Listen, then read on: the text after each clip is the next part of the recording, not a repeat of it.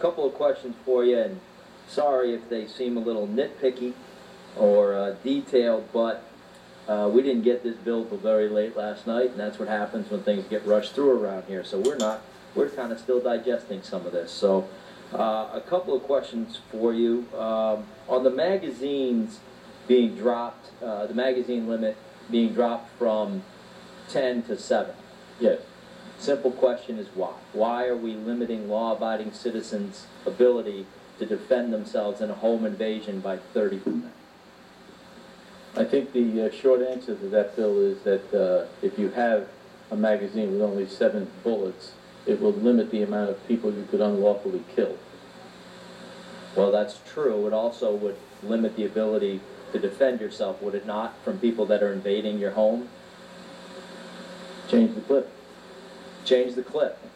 I'm sure the people who are under invasion will be thrilled to hear that. Change the clip. We heard a senator say that the other day on the radio. Change the magazine, or change the clip, and call the police. That'll work great in rural Albany County or up in the Adirondacks, where your nearest police may be 60 miles away. So I don't think they'll be too thrilled to hear that response. But I heard you say earlier, and part of the thing that we like is that there's increased penalties for criminals to illegally use weapons. The truth is we already have penalties for illegal use of weapons, do we not? Yes. And criminals, being what they are, don't seem to care too much about any penalty. That's why they are, by definition, criminals. So I'm just wondering why we think that this is, after 600 failed gun laws apparently in this state, why this is the magic elixir that is suddenly going to get criminals to pay attention to a law. Isn't it kind of a fallacy to think that? And aren't we just infringing upon law-abiding citizens' rights to keep and bear arms? And I'm not sure what part of will not be or cannot or shall not be infringed is subject to debate or difficult to understand. But are we not just infringing upon the law-abiding citizen? No, we're not. I think you're mistaken in that this bill has a two-pronged approach. It raises the penalties for criminals. Mm-hmm. You're right about that.